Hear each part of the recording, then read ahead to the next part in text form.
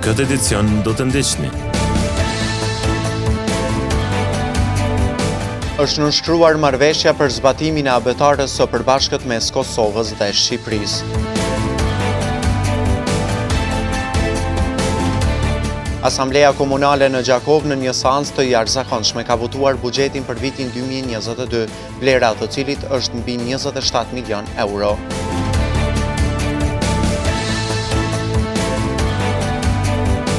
Qendra e vaksinimit anti-Covid në Gjakov ka ndërruar lokacion.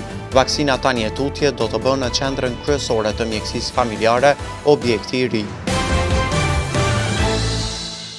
Mirëmbrëma, po filloj me edicionin e lajmeve qendrore këtu në televizionin Syri. Ministra e Arsimit, Shkencës, Teknologjisë dhe Inovacionit, Artbrien Agavci, ka pritur në një takim zyrtar Ministren e Arsimit, Sportit dhe Rinisë së Shqipërisë Evis Kushi, e cila po qëndron për vizitë në Kosovë. Të dy ministret e Arsimit kanë nënshkruar edhe disa marrëveshje bashkëpunimi. Ministria e Arsimit, Shkencës, Teknologjisë dhe Inovacionit dhe Ministria e Arsimit, Sportit dhe Rinisë së Shqipërisë kanë nënshkruar sot marrëveshje për zbatimin e abetarës së përbashkët. Me këtë rast, Ministri Artbrien Agavci tha se presin që abetarja e re e përbashkët të hyjë në përdorim me fillimin e vitit të ri shkollor. Të vetëdijshëm se bashkëpunimet në fushën e arsimit, të sportit, të kulturës, që janë në menaxhimin edhe kompetencat e ministrive që ne drejtojmë, janë më shumë se domosdoshmëri. Jemi të përkushtuara dhe plotësisht të angazhuara që të kemi aktivitete konkrete që të përbashkëta, të cilat përfshin edhe në rastin konkret dhe më të afërt abetaren tonë të përbashkët, por edhe aktivitetet të shumta të edukimit, përfshi gara të ndryshme të përbashkëta të nxënësve tanë, aktivitete përbashkëta për zhvillimin profesional të mësimdhënësve, bashkëpunime në fushën e arsimit të lartë, të kulturës e kështu me radhë. Ishte kënaqësi për ne të shohim që në Republikën e Shqipërisë u mor vendimi për përdorimin e një abetare unike dhe jemi të lumtur që kjo abetare do të përdoret e njëjta nga të gjithë fëmijët në të dy vendet, nga të gjithë voglushët shqiptar, pa marrë parasysh ku ata jetojnë. Ndërsa Ministri i Arsimit, Sportit dhe Rinisë së Shqipërisë Evis Kushi u shpreh e lumtur që në vizitën e saj zyrtare në Kosovë në këtë pozicion, po nënshkruan këtë marrëveshje që është shumë e nevojshme. Në kushtet e reja në të cilat ndodhemi, jemi të bindur që një abetare e re e përbashkët unike është më se nevojshme. Jemi në një kontekst të ri, social, kulturor, kemi një kurrikul të re të bazuar në kompetenca, kemi gjithashtu zhvillime të metodave të mësimdhënies, kemi zhvillime të teknologjisë dhe të revolucionit digital, që të gjitha pra janë argumenta, janë arsye që na çojnë drejt hartimit të një abetareje të re të përbashkët unike, shumë herë më të mirë se të gjitha abetaret ekzistuese të deritanishme. E para Arsimit të Shqipërisë tha se të dyja vendet kanë një bashkëpunim shumë të mirë, ku përmendi marrëveshjen që kanë nënshkruar në Elbasan për lehtësimin e procedurave për njohjen e diplomave dhe bashkëpunimin për librin e gjuhës shqipe dhe kulturës shqiptare për diasporën. Në një seancë të jashtëzakonshme me 19 vota pro, 15 kundër dhe asnjë abstenim, është votuar buxheti për vitin 2022 në komunën e Gjakovës. Buxheti i cili u votua është në vlerë mbi 27 milion euro. Është mbajtur mbledhja e dytë e jashtëzakonshme e Kuvendit Komunal të Gjakovës, ku dhe është bërë votimi i buxhetit për vitin 2022. Me 19 vota pro, 15 vota kundër dhe asnjë abstenim, ka kaluar buxheti. Anëtarët e opozitës thanë se në buxhetin e prezantuar sot nuk ka shumë ndryshime nga i prezantuar në shtator të këtij viti. Duke analizuar draft buxhetin, vërehet qartë se asnjë ndryshim përmbajtësor nuk është bërë nga ai paraprak. Përkundër që janë ngritur shumë vërejtje nga anëtarët e Kuvendit paraprak. Ajo që nuk shihet në këtë buxhet, gjitha munden mu pa, edhe partneriteti me koalicione, edhe negociatat për pozita, mirë po, këto nuk shihet negociatat edhe parimet për projekte konkrete të qytetarëve të komunës së Gjakovës. Jemi zotu edhe jemi betu që kena me punu për të mirëqenien e qytetarëve. Atëherë ne nuk po shohim që kjo është trajtu seriozisht. Me kalu buxheti në vazhdimsi asfalt, është e tmerrshme sinqerisht. Kryetari i komunës Ardian Gjini në fjalën e tij tha se buxheti ka qenë në rregull edhe në herën e parë kur është prezantuar, andaj ka pasur pak ndryshime. Ndër të tjera ai tha se ura në Rogov dhe shkolla në Ponoshes kalojnë me kod bashkëfinancues. Sot e kemi para vetes buxhetin e komunës Gjakovës për vitin 2022. Buxhet cilin është e vërtetë e keni pa edhe në shtator, po e shihni edhe tash definitivisht me pak ndryshime. Dhe arsyeja pse është kështu, është se edhe atëherë ka qenë në rregull, edhe tash është në rregull. Një prej propozimeve të mia sot është që kur e votojmë buxhetin, edhe mjetet e urës në mbilumin Ndri në Rogov, edhe mjetet për shkollën në Ponoshec të shkojnë në kod bashkëfinancimeve, për shkak se do të kërkojmë me Ministrit e Linjes që edhe ne të participojmë në ato projekte, nëse ata nuk i kanë parapon kab edhe nuk munden me u kry projekte. Buxheti i komunës së Gjakovës për vitin 2022 është mbi 27 milion euro. Ato e votuan këshilltar komunal nga radhët e AK-s, PDK-s dhe PSHDK-s, teksa nuk mori vota tek këshilltarëve të VV-s, Alternativës dhe LDK-s. Gjatë kësaj mbledhjeje të jashtëzakonshme kanë bërë betimin edhe dy anëtar të rinj të asamblesë, Valon Pnishi dhe Shpen Bajrami nga radhët e Aleancës për Ardhmërinë e Kosovës. 27 gra sipërmarrësen nga komuna e Gjakovës sot kanë përfituar grante nga organizata HELP në bashkëpunim me komunën e Gjakovës. Përfituesët janë ndarë të kënaqura me ndihmën e ofruar, me qëllimin e vetëm që ndërmarrjet e tyre të rrisin produktivitetin e punës edhe në sektor të ndryshëm. 27 biznese mikro dhe ato fillestare e që janë në pronësi të grave sot zyrtarisht janë bërë përfituese të granteve në formë të pajisjeve eficiente të energjisë elektrike në komunën e Gjakovës. Petrit Selimi, drejtori ekzekutiv i Fondacionit të Mileniumit të Kosovës, tha që me këto grante kemi synuar të ndihmojmë gratë ndërmarrëse dhe të zbusim pabarazinë gjinore. Ne gjithsejt me grantet e vogla, të mesme dhe të mëdha, kemi ndarë deri tash mbi 200.000 euro në mjete të punës të ndryshme për gratë dhe kompanitë gjakovare që kanë pronësi shumicë nga gjinia femrore. Pra, me këtë akt po fillojmë ta ndihmojmë pak edhe ndërmarrësinë nga gratë, ta zbusim pabarazinë e cila është gjinore në sistemin ekonomik të Kosovës, por edhe të ndihmojmë në eficiencën energjetike dhe në reduktimin e shpenzimeve të rrymës për shumë biznese për të cilat po shohim shpenzimet të rrymës u bën të padurueshme. Edhe komuna e Gjakovës është bashkëfinancuese e këtij projekti. Kryetari i komunës Ardian Gjini tha që ndihet mirë që ky grant synon të ngrisë gratë në biznes. Projekt që është jashtëzakonisht i rëndësishëm, i cili synon me ngrit kapacitetet e grave për më marrë me biznes, po edhe në fusha tjera. Unë du me falenderit Ketlin, falenderit Petret, falenderit Shqipe, për një bashkëpunim të jashtëzakonshëm, për një punë e cila besoj që shumë shpejt ka me dëshmu që projektet e këtilla kanë impakt të drejt për drejt të përfituesit prej këtij projekti. Shqipe Breznica, drejtoresha e organizatës HELP në Kosovë, që ka qenë implementuese e projektit, tha që në Gjakovë kanë pranuar aplikacione të shumta, por përfituesit janë zgjedhur sipas kritereve. Që kriterë kryesor kanë qenë edhe startupet, po edhe bizneset ekzistuese, të cilat pajisjet që do i kërkojnë, do të jenë pajisje të cilat kursejnë energji elektrike, pra të jenë eficiente. Prioritet gjithmonë kanë ideja, që është kriteri ekonomik, që përcakton qartë se gruaja që do më marrë me biznes ose është veç ndërmarrëse, merr erë nga fusha ndërmarrësisë. Kriter tjetër është sa kish me mujt me gjeneru vende të reja të punës. Edhe një për kritereve që është shumë e rëndësishme është edhe kriteri social, që do të thotë që përparësi pak a shumë japim edhe familjeve me antar të shumë të familjes edhe me të papunë.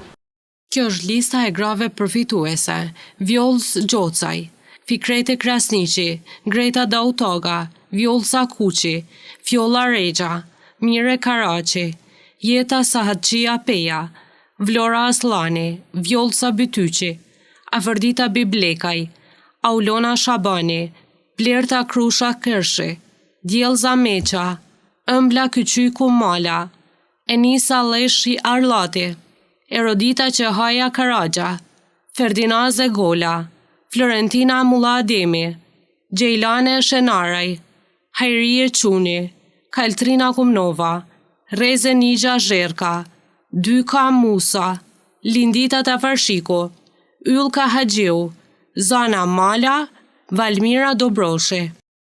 Pjesë tjetër e kushtit të përfitimit të grantit kanë qenë edhe regjistrimi i biznesit, kriter ky që u plotësua nga të gjitha përfitueset. Organizata e veteranëve të luftës antifashiste çlirimtare në Gjakov sot ka mbajtur kuvendin e ri të organizatës. Në 4 vitet e ardhshme në krye të organizatës, unanimisht nga 21 delegatët e kuvendit është zgjedhur kryetar Skender Hoxha. Me 1 minutë heshtje ponderojnë antarët të cilët kanë dëruar jetë që s'janë më pjesë e këtij kuvendi. Organizata e veteranëve të luftës antifashiste nacional çlirimtare të Kosovës, Dega në Gjakov, sot janë mbledhur për të zgjedhur kryesin dhe kryetarin e ri të organizatës. Në këtë mbledhje do të bëhet zgjedhja e organeve të Degës sonë, do të zgjedhet kryesia, do të zgjedhet kryetari, edhe sekretari. De facto do të zgjedhet komplet edhe krejt kjo kuvendi, parsy se neve gjithve na ka kalu kë mandat edhe për momentin jemi si në formë ilegale. Delegatët e pranishëm luftën nacional çlirimtare po e quajnë luftë të drejtë. Ne konsiderojmë se lufta antifashiste nacional çlirimtare ka qenë luftë e drejtë, ka qenë luftë për liri, ka qenë luftë për bashkimin kombëtar. Me shumicë votash u rizgjedh Skender Hoxha, kryetar edhe për 1 mandat 4 vjeçar në organizatën e veteranëve të luftës antifashiste nacional çlirimtare, i cili u zotua se do të përpiqet që përmes aktiviteteve të përbashkëta të shpalosin shumë çështje që kanë të bëjnë me statusin dhe veprimtarinë e organizatës.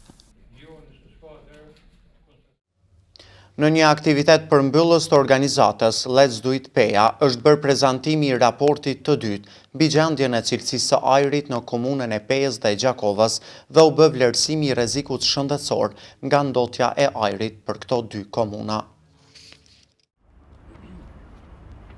Ky matos i ajrit është vendosur nga organizata Let's Do It PEA në qytetin e Gjakovës nga muaji gushti këtij viti.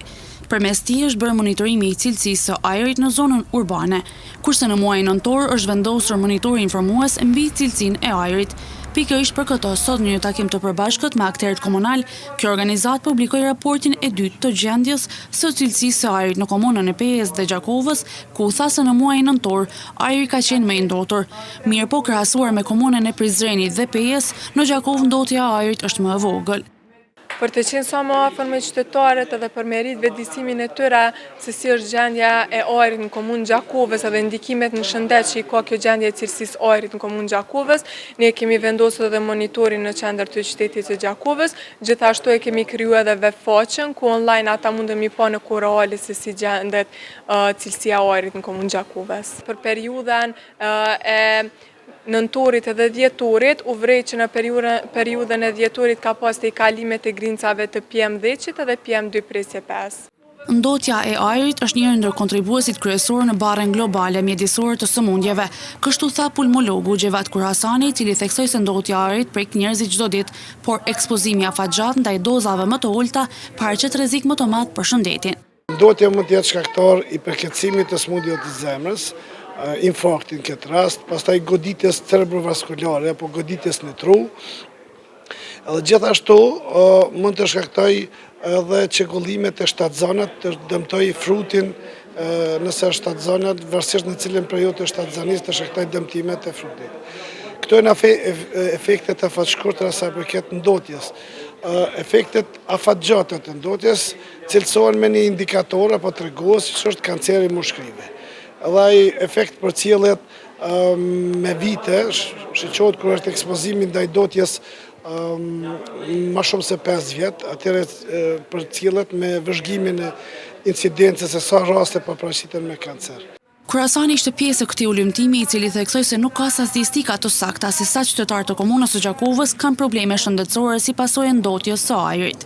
kemi mangësi të statistikeve statistike për ndotjes të ambientit në Gjakov nuk ka pas matje, edhe dyta nuk ka pas statistika edhe nuk ka mujt me bo një farë korelacioni me sa ndikon ndotja në efektet shëndetësore të popullatës Gjakovës. Në këtë raport u bë ditur mes tjerë se vlerat mesatare të cilësisë së ajrit në komunën e Gjakovës gjatë periudhës gusht dhe shtator nuk janë tejkaluar nga vlerat normale.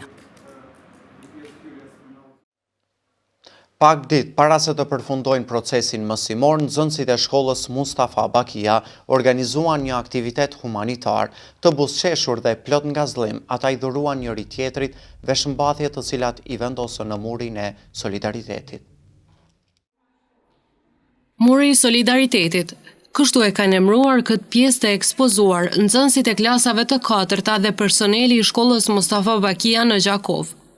Të gjithë bashkë janë organizuar për të sjellë veshmbathje të dimrit për të cilat nuk ka nevojë ose nuk ju bëjnë më. Veshmbathjet e sjellura nga nxënësit pastaj në mënyrë të detajuar janë kujdesur që t'i ekspozojnë në atë mënyrë që kushdo që ka nevojë ose i pëlqen diçka nga to t'i marrin. Mësuesja Valdete Bicuri është shprehur se një aktivitet i tillë është bërë që fëmijët krahas njohjes me termin e solidaritetit edhe ta praktikojnë atë vetë. Iniciativë që lindi lehtë, shpejt edhe bukur po më duket. Do të thotë gjatë gjithë kohës ne në këtë periudhë flasim për festat e fundvitit, flasim për pjesën e solidaritetit, flasim për pjesën se si duhet të mendojmë për një tjetrit, dhe kështu që fëmijët po kanë qasje në internet, përshikojnë vendet e tjera se si po i zhvillojnë këto festa, andaj lindi si ide pse mos ta bëjmë edhe na një mur të solidaritetit, ku gjithë fëmijët e shkollës mund të sjellin rroba të cilat nuk janë të nevojshme për ata dhe njëkohësisht të tjerët mund t'i marrin. Të buzëqeshur dhe të gëzuar që po ndihmojnë njëri tjetrin, njëri prej tyre u shpreh se është shumë i lumtur që solidariteti të bëhet pjesë e gjithë secilit prej nesh. Me gjithë qef, na kena dosh me pru rroba për fëmijët që ka nevoj, po mësues edhe drejtoresha njëkohësisht na ka thonë që edhe na nëse na pëlqen diçka, edhe na ka mungu, nuk kena mujt me pas, mujna me kena pas dëshirë, e kena marrë, e kena përzgjedh. Kom pru edhe të vllavit, edhe të motrave, njëkohësisht edhe të mijat. Iniciativa me titull Bëj diçka për tjetrin është vlerësuar mjaftueshëm nga të gjithë mësimdhënësit e posaçërisht nga mësueset që kanë qenë të angazhuara në këtë projekt. Kësaj nisme do të thotë ju bashkangjiturën të gjithë nxënësit e shkollës pa dallim, kontribuan në dhënien e shumë gjërave personale të tyre. Ata treguan jo vetëm terme do të thotë që i kanë mësuar në baza shkollore si solidariteti, humanizmi, mirësia ndaj tjetrit, ata vetëm i treguan, i implementuan këtu në shkollën tonë, duke kontribuar në secilin aspekt karshi nxënësve, shokëve, shoqeve të klasës, shkollës në përgjithësi. Nisma të tilla, sidomos në festat e fundvitit, do duhej të bëheshin të shpeshta me qëllim të promovimit të komunikimit dhe përmirësimit të mirësjelljes mes nxënësve, u tha ndër të tjera në këtë mjedis të sotëm.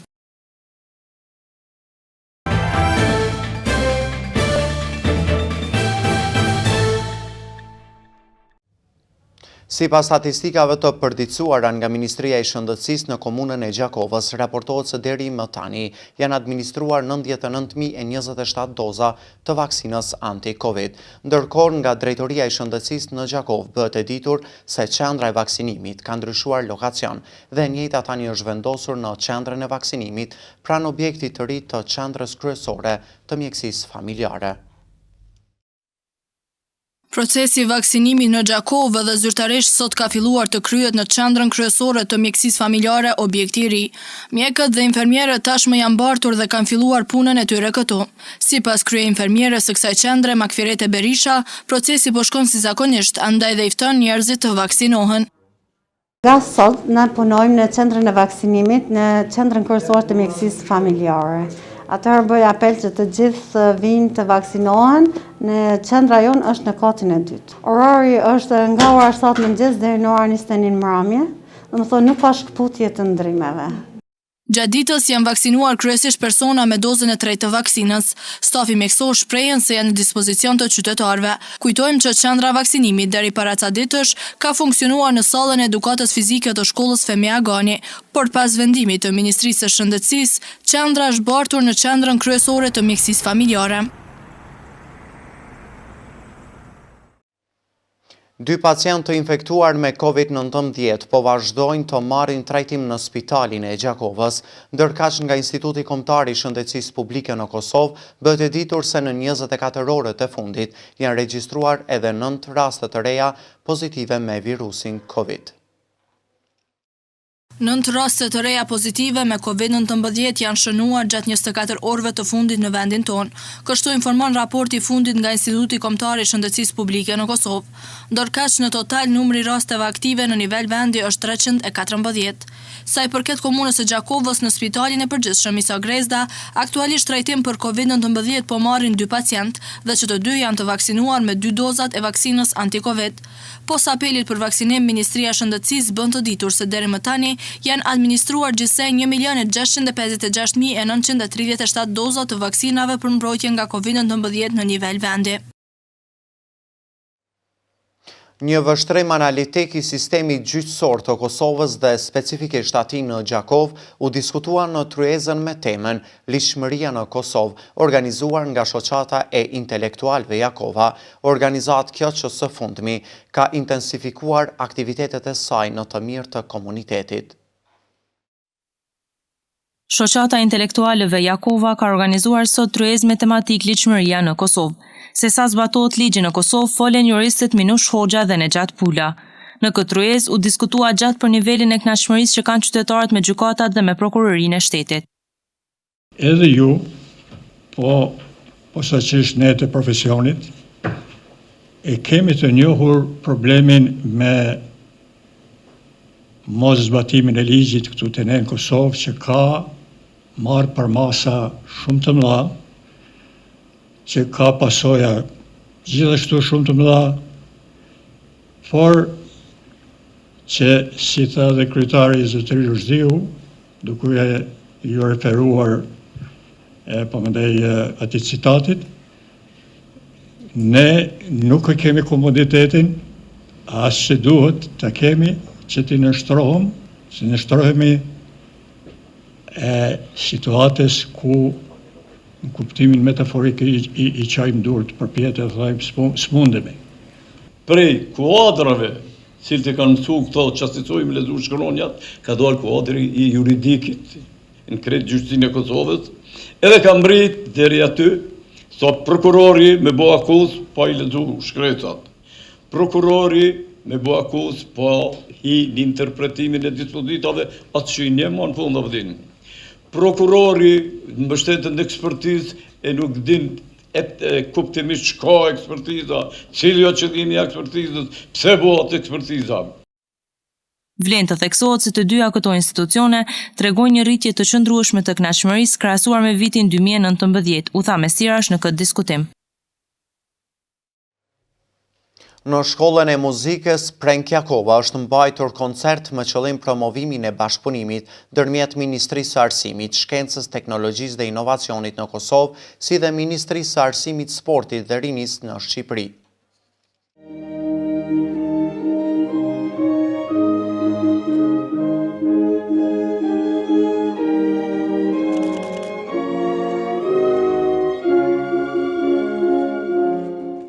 Është mbajtur koncert promovim bashkëpunimi ndërmjet Ministrisë së Arsimit, Shkencës, Teknologjisë dhe Inovacionit në Kosovë dhe Ministrisë së Arsimit, Sportit dhe Rinisë në Shqipëri. Koncerti u mbajt në patronatin e ministres Arberien Agafci, ndërkaq që pranishme ishte dhe Ministri i Arsimit, Sportit dhe Rinisë në Republikën e Shqipërisë, Evis Kushi. Kjo ngjarje kulturore ishte përmbyllja më e bukur e kësaj dite kaq të rëndësishme për të dyja këto shtete, ku dhe u nënshkrua marrëveshja për abetarin e përbashkës Shqipëri-Kosovë, u tha në fjalimet e dy ministrave.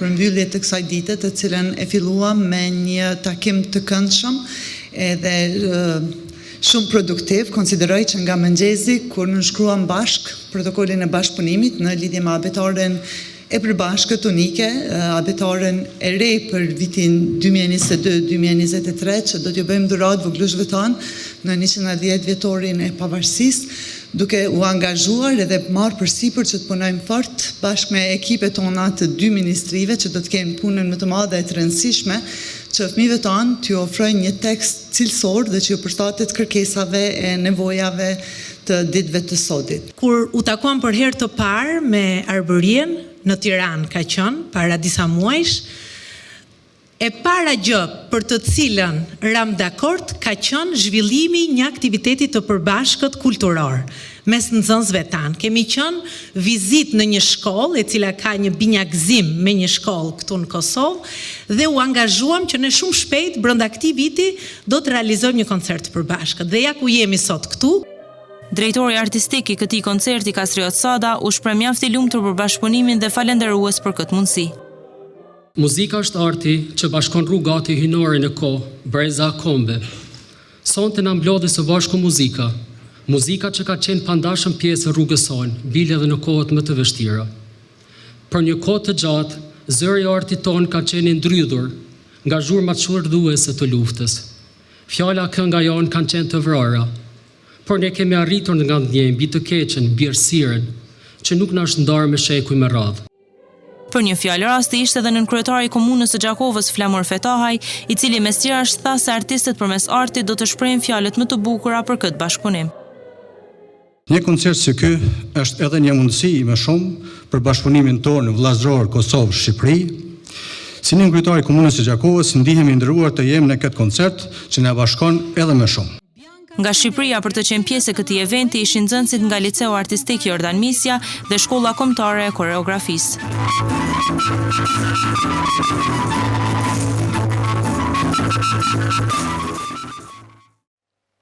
Unioni Evropian i Gjudos i ka kushtuar një shkrim special Distria Krasniqit për suksesin që arriti në këtë vit. Suksesi më i madh i saj këtë vit është fitimi i medaljes së artë olimpike, ndërsa Krasniqi thotë se ndihet shumë e lumtur dhe krenare për veten që ka përfunduar këtë vit si kampione olimpike dhe numër 1 në renditjen botërore. Numërimi mbrapsht për vitin e ri ka nisur për Distria Krasniqi në Kosovës.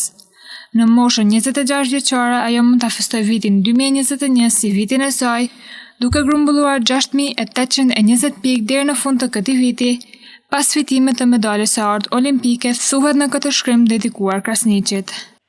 Në vazhdim të ndjekim grafiken e parashikimit të motit për ditët në vijim.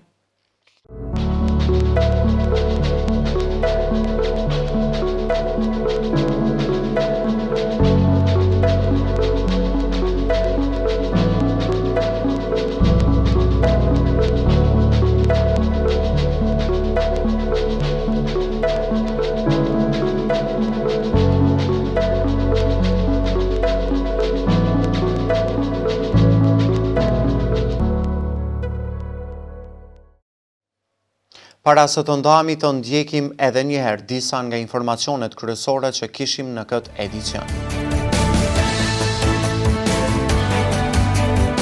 Është nënshkruar marrëveshja për zbatimin e abetarës së përbashkët mes Kosovës dhe Shqipërisë. Asambleja Komunale në Gjakov në një seancë të jashtëzakonshme ka votuar buxhetin për vitin 2022, vlera të cilit është mbi 27 milion euro.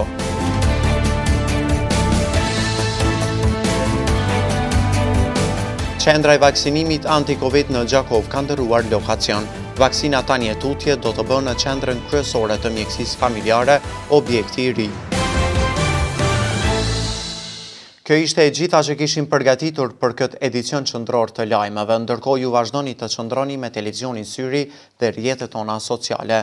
Mirupafshim.